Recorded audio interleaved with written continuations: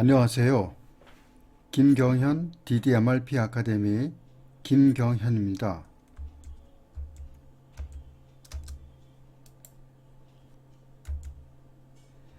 오늘은 디맨드 드리븐 운영 모델 9가지 가정 중에서 네 번째, 공급망 디커플링 위치에 재고 버퍼가 반드시 필요하다에 대하여 설명드리겠습니다.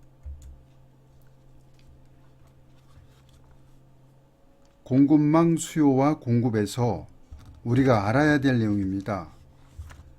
공급망의 모든 재고를 완전히 제거할 수는 없습니다. 어느 정도의 재고는 필요합니다. 그렇다고 해서 공급망 모든 곳에 다 재고를 둘 필요는 없습니다.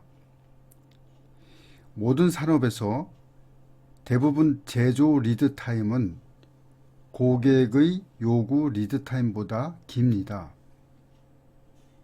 즉, 고객의 요구 리드 타임은 언제나 짧게 요구합니다. 빨리 공급을 해달라는 것이죠. 공급 리드 타임이 길면 장기 플랜을 세우게 됩니다. 이렇게 되면 수요와 공급이 자주 끊어지게 됩니다. 이 의미는 대부분의 회사에서 장기 플랜을 세우고 일정 구간에 들어오면 오더를 확정하게 됩니다. 오더를 확정하는 순간 불입 이펙트에 의해 계획 변경이 일어나게 됩니다. 그것은 수요와 공급이 끊어진 것을 다시 연결하기 위해서 계획을 확정하게 되는 것입니다. 그렇기 때문에 결론은 디커플링 포인트에 전략적 재고 배치를 하는 것은 고객의 리드 타임을 단축하고 현금 흐름을 원활하게 해서 회사의 현금 흐름의 수준을 좋게 하는 데 결정적인 역할을 합니다. 또한 재고 버퍼의 전략적 배치는 공급망 체인 운영의 성공 여부에 결정적 요소가 되는 것으로 매우 중요합니다. 제품 구조와 공급망 내에 전략적으로 배치된 디커플링 포인트에 재고 버퍼를 배치합니다. 이는 양방향으로의 변동성 전이를 막아주고 채찍 효과가 더 이상 증폭되지 않도록 합니다.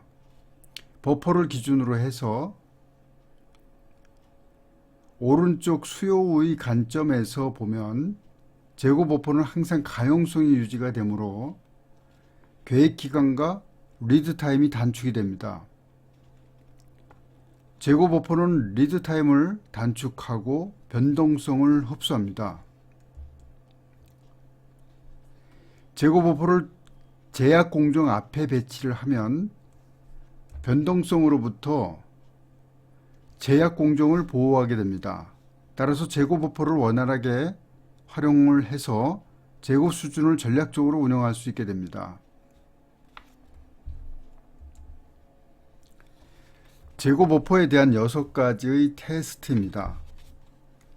디커플링 테스트, 양방향 효과 테스트, 오도 독립성 테스트, 메인 계획 수립 메커니즘, 상대적 우선순위, 다이나믹 조정 테스트, 이상과 같이 6가지의 재고 버퍼에 대한 테스트를 하나씩 살펴보도록 하겠습니다.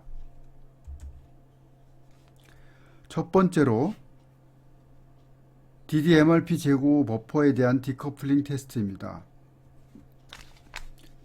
DDMRP 버퍼의 주요 기능 중 하나는 디커플링 하는 것입니다. 디커플링을 하지 않는다면 우리는 장기 계획을 수립을 하게 되고, 이는 공급 연속성의 변동성을 전파해서 채찍의 효과를 증폭시키게 됩니다. 이는 계획 변동에 의한 혼란을 피할 수 없게 합니다. 따라서 우리는 리드 타임에 대한 체인 종속성의 의존을 단절해야 합니다. 두 번째, 양방향 효과 테스트입니다. 버퍼를 기준으로 해서 공급 쪽과 수요 쪽에 효과가 있어야 합니다. 공급이 이루어지는 왼쪽에서 실제 수요 및 소비에 해당되는 취합된 5도 요구량이 주어져야 하고, 소비가 이루어지는 오른쪽에서는 가용성의 이득과 리드타임 단축 효과를 얻어야 합니다. 재고 버퍼는 수요와 공급, 양 방향에서 모두 이익을 얻습니다.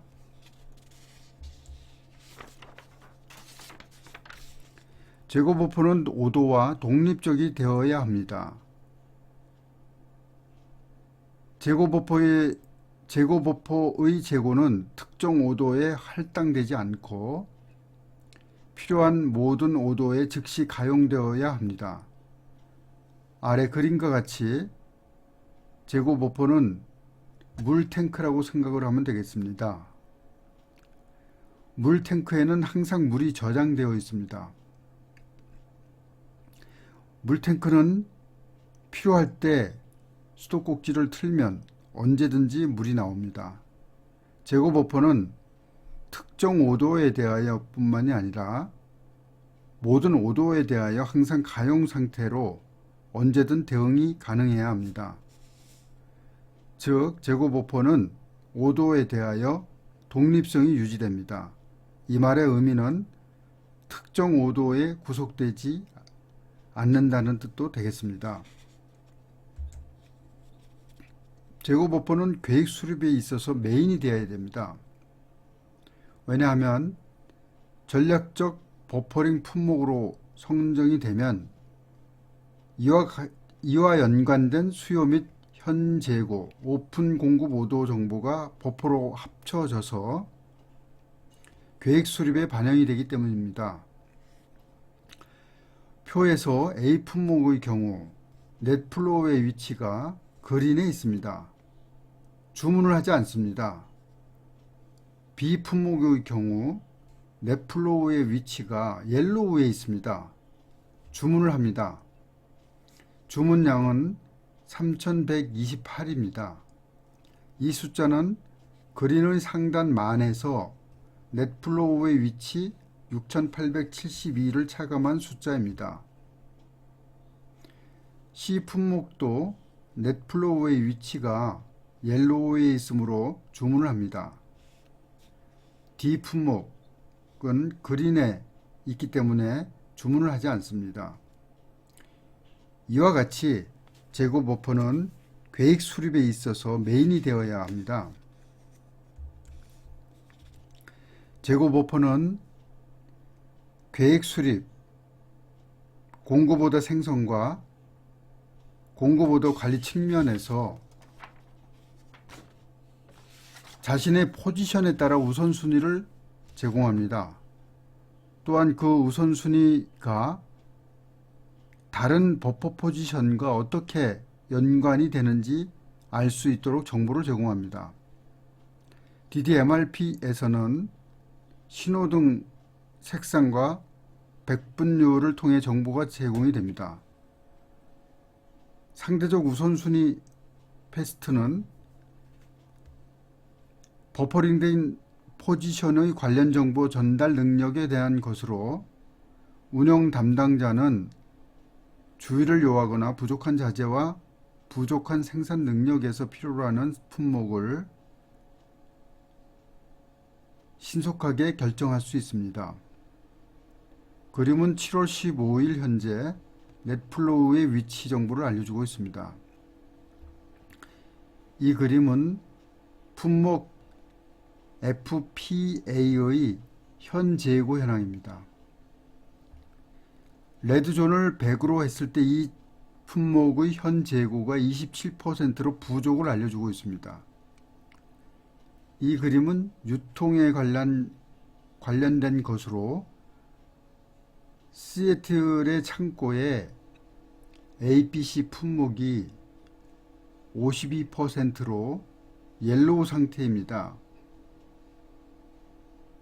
덴버의 경우 APC 품목은 41%로 급하게 보충을 해야 하는 품목입니다. 이와 같이 재고버퍼는 상대적 우선순위를 파악할 수 있는 정보를 제공합니다. 재고버퍼는 급격한 디맨드 변화에 따라서 다이나믹 조정이 가능합니다. 예를 들어 판촉 활동이 예정이 되어 있다면 디맨드가 급격하게 증가될 것입니다. 또한 어떤 품목이 계절 수요가 있다면 계절에 따라 디맨드 변화가 급격하게 증가 또는 감소할 것입니다. 팬데믹으로 인해서 마스크나 의료진단 품목은 평상시와 다르게 일정 기간 동안 급격하게 수요가 증가할 것입니다. 그와 반면에 어떤 품목은 급격하게 감소할 것입니다.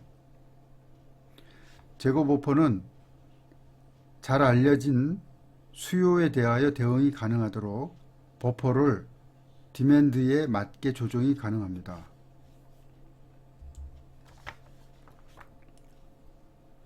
고객들과의 접촉에서 가장 많이 받는 질문 중 하나는 재고버퍼와 안전재고가 어떻게 다른가에 대한 것입니다. 재고버퍼는 6가지 테스트를 기준으로 해서 안전재고와 차이가 있습니다. 안전재고는 공급 쪽 리드타임 디커플 기능이 없습니다. 그리고 수요와 공급 양쪽에 효과를 주지도 못합니다. 안전재고는 계획과 실행의 갭을 채워주는 역할만 합니다. 그래서 오도 독립적이긴 합니다. 안전재고는 계획 수립의 메커니즘도 없고 상대적 우선순위의 명확성도 거의 없습니다. 다이나믹 조정 기능도 거의 없습니다. 오늘은 디맨드 드리븐 운영 모델 9가지 가정 중 4번째, 공급망 디커플링 위치에 재고버퍼는 반드시 필요하다에 대해서 설명드렸습니다. 오늘 내용이 유익했다면 좋아요, 구독, 알림 설정 부탁드립니다. 앞으로 더 유익한 내용으로 찾아뵙겠습니다. 이상은 김경현 DDMRP 아카데미 김경현이었습니다. 감사합니다.